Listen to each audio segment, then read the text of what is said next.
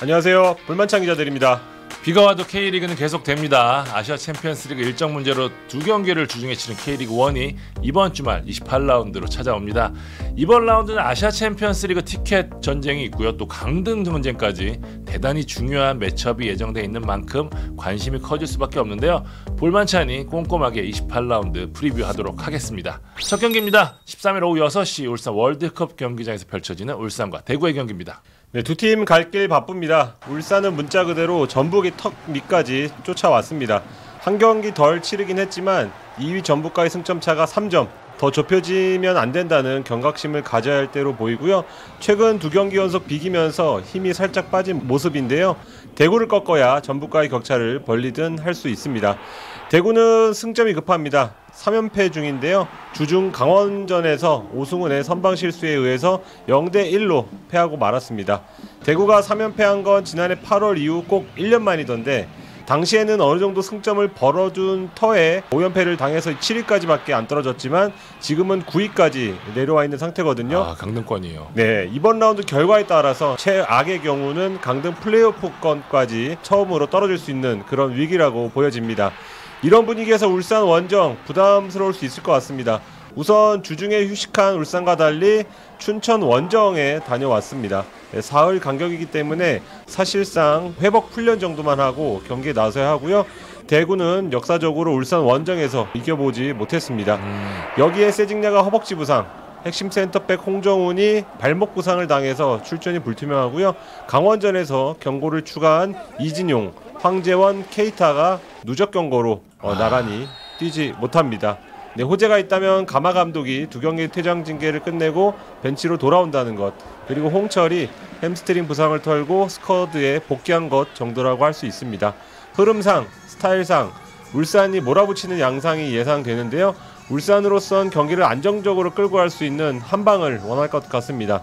최근 경기력과 마무리 능력이 한창 좋을 때와는 다소 차이가 있거든요. 그렇죠. 네, 그 중심에 있던 레오나르도 선수가 최근 4경기 연속 침묵 중입니다. 시즌 초반 임팩트가 살짝 떨어진 상태여서 마틴 아담이 어떻게든지 빠르게 녹아들어서 팀의 차이를 만들어주길 바랄 것 같습니다. 키플레이어는 울산 엄원상, 대구 오승훈으로 하겠습니다. 엄원상은 7월 이후에 3골 1도움 좋은 페이스 유지하고 있는데요.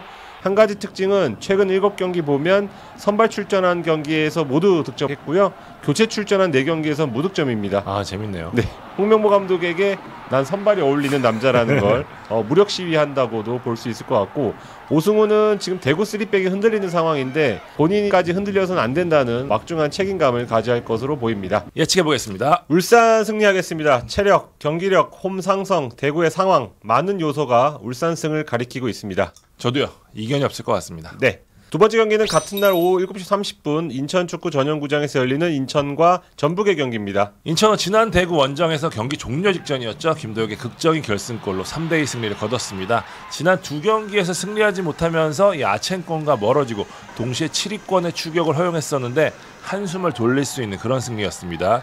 여기에 무고사의 대체자로 영입했던 에르난데스가 마침내 데뷔골을 폭발시킨 것도 호재였죠. 여러모로 얻은 게 많은 대구전이었습니다. 인천 팬들 입장에서는 이 전반 35분 교체 아웃됐던 중원의 핵 이명주의 몸 상태에 대한 걱정이 많으실 텐데요. 이명주는 경기 후 바로 무릎 MRI를 찍었고요. 별 문제가 없다는 진단을 받았습니다. 네. 월요일 화요일 날 쉬고 수요일부터 정상 훈련을 소화했기 때문에요. 이번 경기 출전에 큰 문제가 없을 것으로 보입니다. 부상으로 뛰지 못했던 주전 골키퍼죠. 김동원 선수도 팀 훈련에 복귀해서 엔트리에 돌아올 전망입니다. 고민은 역시 수비진이 될 수밖에 없는데요. 3백의 한 축을 담당하는 김동민이 경고 누적으로 나서지 못하거든요.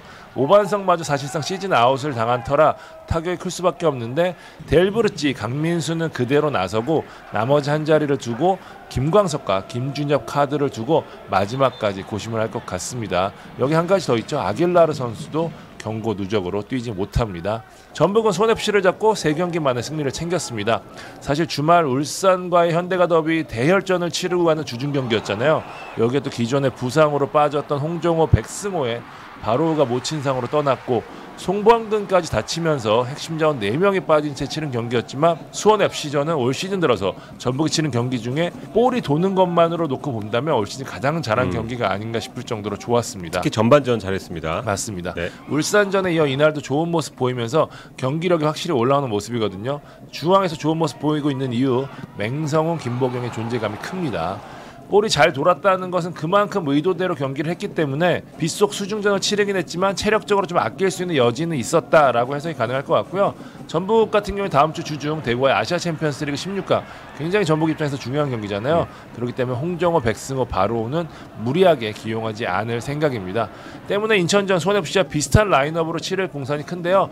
구스타보, 송범근, 한겨원 정도의 선발 복귀 여부가 변수가 될 것 같습니다. 네. 인천은 전북에 약했습니다. 2018년 3월 10일 홈에서 3대2로 승리한 이래 무승이에요. 12경기에서 5무 7패로 승리가 없습니다.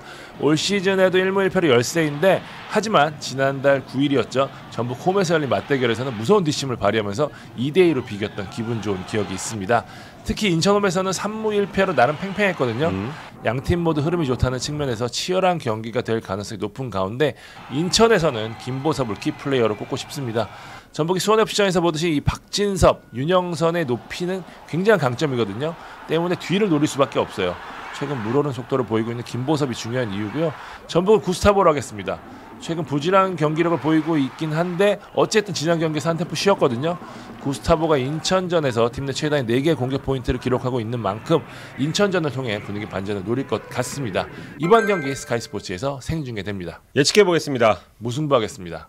전북의 경기력이 좋긴 한데 일정이 너무 빡빡한 게 아무래도 승패를 가리지 못하지 않을까 싶습니다. 저도 전북전 후반전 보니까 체력이 급감하는 모습을 봤습니다. 무승부하겠습니다. 세 번째 경기는 14일 오후 7시 제주 월드컵 경기장에서 열리는 제주와 포항전입니다. 3위의 향방을 결정지을 중요한 맞대결입니다. 3위까지 아시아 챔피언스리그 티켓이 주어지잖아요. 현재 포항이 승점 43점, 제주가 승점 37점, 6점 차거든요. 포항이 승리할 경우 3위는 물론 2위까지 바라볼 수 있는 위치까지 올라서고요. 제주가 승리할 경우 승점 차가 3점으로 줄게 되거든요. 때문에 이번 경기 결과가 중요할 수밖에 없습니다. 제주는 지난 서울전 승리로 한숨을 돌렸습니다. 4경기 만에 승리를 챙겼는데 주축 선수들의 몸 상태가 좋지 않아 플랜 B를 내세웠음에도 불구하고 얻었던 승리인 만큼 더욱 의미가 있었습니다. 특히 윤빛가람의 성공 복귀로 중원 쪽 옵션이 더욱 늘어났다는 게 굉장히 만족스러운 대목이 아닐까 싶어요. 네. 제주는 일단 지난 경기들에서 감기 증상으로 제외됐던 이창민, 구자철, 김동준, 김호규, 김봉수 그리고 무릎에 통증이 있어서 갑작스럽게 서울에서 제주로 돌아가야 했던 정우재의 몸 상태가 중요할 수밖에 없는데 체크한 결과 이창민, 구자철, 김봉수는 출전이 가능한 전망이고요. 김동준, 김호규, 정우재는 상황을 더 지켜봐야 될 것 같습니다. 특히 제주 입장에서 이번 포항전이 의미가 있는 게 홈 3연전 시작이에요.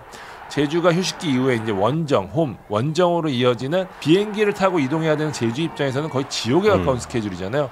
힘들 수밖에 없었는데 포항전부터는 일주일 단위로 홈에서 연전을 치르면서 체력적 이점을 볼 수 있는 상황이 됐거든요. 여기서 승점을 확 얻어야 되는 포인트가 시작이 됐습니다. 포항은 지난 경기에서 까다로운 강원을 잡아내면서 다시 흐름을 탔습니다. 2연승. 포항은 올 시즌 가장 기복 없는 팀 중에 하나인데요. 신진호가 중앙에서 중심을 잘 잡아주고 허용준과 박찬용이 최전방과 최후방에서 기대 이상의 모습을 보이면서 확실한 축으로 자리를 잡았죠. 여기에 풍부한 측면 자원을 활용해서 상대 상황에 따라 바꿔가는 이 김기동식 용병술로 승리를 챙기고 있습니다. 포항 같은 경우는 이번 경기에 이렇다 할 부상자나 결장자가 없는 상황이기 때문에 베스트로 나설 수 있을 것으로 보입니다. 원정에서 다소 부진했던 포항은 다시 최근 원정에서 연승까지 하고 있거든요. 여러모로 기세가 좋은 상황에서 이번 제주전을 맞이하게 됐습니다. 네. 올 시즌 맞대결에서 1승 1무로 포항이 앞서 있거든요. 특히 개막전이었죠. 첫 경기에서는 포항이 제주 원정이었음에도 불구하고 3대0 대승을 거뒀던 기억이 있습니다. 3주전 대결에서 1대1로 승부를 가리지 못했거든요. 두 팀이 최근 6번의 맞대결에서 2승 2무 2패로 팽팽했습니다. 양팀 모두 허리가 강하고 또 압박도 강한 이 양팀의 상성이 있고요. 그리고 또 용병술이 뛰어난 남길 감독, 김기동 감독의 지략 대결이 반영된 결과가 아닌가 싶은데요. 양팀 모두 차이를 만들고 마무리를 해주는 쪽이 결국 측면이라고 봤을 때 제주 같은 경우에는 가장 위협적인 모습을 보이고 있는 제루소를 주목하고 싶고요. 포항에서는 정재희 선수 주목하고 싶습니다. 정재희가 제주를 상대로 가장 많은 2개의 공격 포인트 기록 중이거든요. 아무래도 이번 경기 역시 측면 쪽에서 승부의 포인트가 될 것 같고요. 이 밖에도 이창민과 신진호의 주원 대결, 주민규와 허영준의 결정력 싸움도 재밌을 것 같습니다. 이번 경기도 스카이 스포츠에서 생중계됩니다. 예측해 보겠습니다. 제주 승리하겠습니다. 홈 이점을 무시할 수 없을 것 같습니다. 저는 역습 대 역습의 싸움이라고 볼 때 포항 역습이 조금 더 위협적인 것 같습니다. 그래서 포항승으로 가겠습니다. 네 번째 경기입니다. 같은 날 오후 7시 30분 수원 월드컵 경기장에서 열리는 수원과 성남의 경기입니다. 얼마 전 성남 박수일 선수와 전화 인터뷰를 했습니다. 자연스레 수원전 이야기가 나왔는데요. 박수일은 수원과 성남, 성남과 수원전을 한 단어로 요약을 했습니다. 진흙탕입니다. 네, 해석하자면 기술 섬세함보다는 진흙탕 속에서도 살아남을 수 있는 투쟁심과 집념이 중요하다는 건데요. 박수일은 상대보다 2발을 더 뛰어야 이길 수 있다는 그런 말도 했습니다. 양팀 상황과 최근 경기 내용을 볼 때 정말 그 표현이 딱 맞다는 생각이 들 겁니다. 수원은 승점 24점으로 11위, 성남은 승점 18점으로 12위입니다. 좁혀질지 않을 것 같던 승점 차가 6점 차까지 좁혀졌습니다. 이날 결과에 따라서 9점 차로 벌어질 수도 있고 3점 차로 좁혀질 수도 있습니다. 우승 경쟁도 그렇고 아침 경쟁도 그렇고 이 승격 전쟁까지 다 6점이 포인트네요. 그렇습니다. 수원은 떨어지지 않기 위해서 그리고 성남은 올라가기 위해서 사력을 다할 수밖에 없는 그런 경기인데요. 수원은 비록 지난 라운드 수원FC전에서 기대 이하의 경기력을 보였지만 그 이전 대구전에선 투지를 불태우는 모습으로 기나긴 무승에서 벗어난 바 있습니다. 성남은 7월 휴식기 이후에 한층 나아진 경기력과 투지로 2연승을 질주했죠. 지난 김천전 스코어는 1대4였지만 추가 시간에 2골을 내주기 전까지는 팽팽한 양상을 보였던 걸 기억할 필요가 있습니다. 양팀은 올 시즌 2번 맞대결을 펼쳤는데요. 첫 맞대결에선 성남이 2골 앞서다 수원에 2골 따라잡혀서 2대2로 비겼고 5월엔 빅버드에서 추가 시간 전진우의 극장골로 수원이 1대0으로 승리하면서 올 시즌 1승 1무로 앞서 있습니다. 이병근 감독과 김남일 감독 지략 대결에선 이병근 감독이 대구 시절을 포함해 4승 2무로 앞서 있다는 점도 말씀을 드리겠고요. 공교롭게 두 팀은 최근까지 다른 수비 전술, 수원 같은 경우에는 4백, 성남은 3백으로 대표되는 팀이었는데 최근에 수원이 3백으로 돌아갔고 네. 성남은 4백으로 바꿨습니다. 재밌네요. 네, 이런 변화가 경기 결과에 어떤 영향을 미칠지도 지켜보면 좋을 것 같습니다. 그리고 수원은 5승 중 4승을 홈에서 따냈고 성남은 4승 중 3승을 원정에서 따낸 것도 포인트입니다. 지켜볼 선수는 수원 오영규, 올 시즌 4골을 기록 중인데 3골은 팀을 패배 위기에서 구한 동점골이었고 가장 최근 골은 대구전 결승골이었습니다. 4골 모두 후반에 나왔는데요. 성남 역시 오영규에게 동점골을 허용한 기억이 있습니다. 성남에서 밀리치 하겠습니다. 밀리치는 수원 두 팀에 참 강한 면모를 보이는데 통산 18골 중 7골을 두 팀을 상대로 넣었고요. 최근에 폼도 되찾아서 수원 수비진을 위협할 선수로 꼽을 수 있을 것 같습니다. 예측해보겠습니다. 무승부하겠습니다. 치열하지만 신중함이 깔린 그런 경기가 예상됩니다. 전 성남 승리로 하겠습니다. 네. 마무리 측면에서 성남이 조금 근소하게 앞서는 걸로 보입니다. 네, 5번째 경기는 15일 오후 6시 춘천 송암운동장에서 열리는 강원과 수원FC 경기입니다. 강원은 대구를 잡으면서 최근 5경기에서 승패승 흐름을 이어갔습니다. 강원이 가공할 공격력으로 승점을 얻는 반면 수비로 잃는 승점도 많았는데 지난 7월 2일 성남전 이후 한 달여 만에 클린시트를 기록한 게 일단 고무적이고요. 여름 이적 시장을 통해 영입한 브라질 출신의 갈레고가 대포할 슈팅으로 리그 데뷔골을 넣은 것도 강원 입장에서는 기분 좋은 부분일 것 같습니다. 악재도 있었는데요. 서민우가 햄스트링으로 교체가 됐는데 부위를 봐서는 이번 주말 경기 출전은 쉽지 않아 보입니다. 한국형이라는 확실한 대체자가 있기는 하지만 최근 분위기에서는 서민우가 차지하는 비중이 굉장히 컸거든요. 그래서 좀 아쉬울 것 같고요. 하지만 수비 쪽에 김영빈이 돌아올 공산이 크다는 점에서 위안을 삼아야 될 것 같습니다. 강원은 지난 2경기에서 이 공격의 본체와도 같은 김대원, 양현준이 공격 포인트를 올리지 못했는데요. 상대 견제가 점점 더 강해지는 모습이거든요. 맞습니다. 김대원, 양현준 그리고 이 선수들을 어떻게 활용할지 최용수 감독 입장에서 중요한 포인트가 될 것 같습니다. 수원FC는 지난 전북전에서 최근 들어 가장 아쉬운 모습 보였습니다. 7월 3일 대구전 이후 처음이고요. 특히 홈에서는 5월 22일 전북전 이후 거의 3달 만에 무득점 경기를 했습니다. 이승우, 라스, 김현, 무릴로, 김승준이 모두 나섰음에도 불구하고 세밀하지 못한 패스와 특히 높이에서 상대의 우위를 점하지 못하면서 0대1로 패했거든요. 김도균 감독이 야심차게 꺼냈던 이 라스 김현 투톱에 대한 활용법을 재정립할 필요가 있을 것 같습니다. 수원FC의 장점은 역시 세밀한 허리 플레이에 이은 빠른 공격 전환이거든요. 그렇죠. 이날 두 선수의 높이를 너무 의식한 나머지 무리한 롱크로스를 남발한 경향이 좀 있었습니다. 일단 주중 경기를 치르면서 체력에 대한 부분 역시 좀 고민이 될 것 같거든요. 특히 최근 박주호, 정재영 두 베테랑 중앙 라인에 대한 의존도가 워낙 높기 때문에 하지만 대체 자원이 많지 않은 데다가 그래도 한 5일 정도 휴식을 취할 수 있거든요. 그런 점에서 기존 라인업을 그대로 밀고 나설 가능성이 높아 보입니다. 올 시즌 양팀은 1승 1패로 팽팽했습니다. 모두 원정팀이 승리를 챙겼거든요. 수원FC는 3월 맞대결에서 시즌 첫 승을 신고했고요. 지난 7월 16일 맞대결에서는 양현준, 김대현 콤비의 화력을 확인하면서 강원이 4대2로 승리를 했습니다. 강원 최근 홈에서 4연승 포함해서 5승 1무 기록 중이고요. 수원FC는 원정에서 5경기 무패 달리고 있거든요. 이 상성이 어떻게 이어질지 궁금하고요. 강원은 패스든 돌파든 슛이든 역시 김대원이 살아야 양현준까지 살 수 있다는 점에서 김대원에 주목하고 싶고요. 수원FC는 강원의 약점이죠. 높이를 공략할 수 있는 가장 중요한 무기 라스의 머리를 지켜보고 싶습니다. 예측해 보겠습니다. 수원FC 승하겠습니다. 강원의 퐁당퐁당 그리고 수원FC의 원정 강세를 감안한 선택입니다. 저는 강원 승 보겠는데요. 최근에 강원의 조직력은 체력 변수를 이겨낼 정도라고 보고 있습니다. 마지막 경기 가보도록 하겠습니다. 같은 날 오후 7시 김천 종합운동장에서 열리는 김천과 서울의 경기입니다. 네, 제가 가는 경기인데요. 김천과 서울은 지난 라운드에서 흐름과는 무관한 결과를 얻었습니다. 4경기 연속 승리가 없던 김천은 성남을 4대1로 크게 꺾었고요. 3경기 연속 무패를 달리던 서울은 제주전에서 0대2로 패했습니다. 간략히 돌아보면 김천은 조규성의 1골 2도움 활약이 돋보였습니다. 반면 서울은 역습 상황에서만 2골을 헌납하고 공격진이 침묵하면서 패배를 맛봤고요. 조규성 얘기부터 조금 하면 조규성에게 성남전은 말년 휴가를 앞두고 치른 상무 고별전이었습니다. 그 말은 이번 서울전에는 나서지 않는다는 뜻인데 조규성은 올해 서울과의 2번의 맞대결에서 총 3골을 넣을 정도로 강한 면모를 보였습니다. 그 2경기에서 김천은 1승 1무를 거뒀고요. 김천이 올 시즌 11개 팀 중 9개 팀을 상대로 한 번 이상씩 패했는데 서울과 성남 상대로만 아직 패배가 없습니다.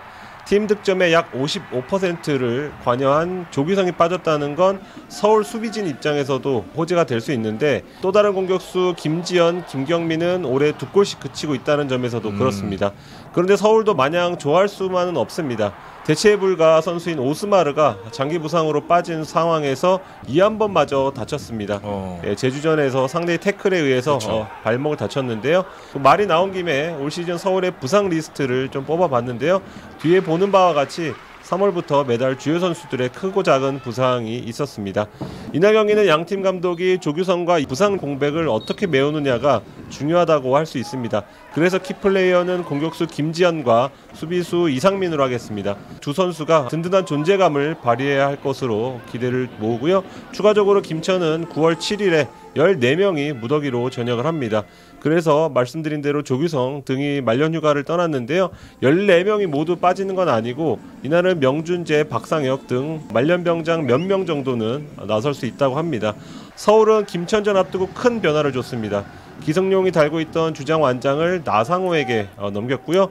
부주장도 젊은 선수들로 대거 교체했습니다. 고로 이 경기는 나상호의 주장 데뷔전이 되겠습니다. 예측해 보겠습니다. 저는 서울 승하겠습니다. 주장단 교체가 팀 분위기를 그리고 인류, 팔로 두 외인 듀오가 경기 흐름을 바꿀 것으로 보입니다. 자, 무승부할게요. 급격한 변화가 오히려 김천의 팀을 결속시키는 결과를 낳지 않을까라는 생각이 듭니다. 네.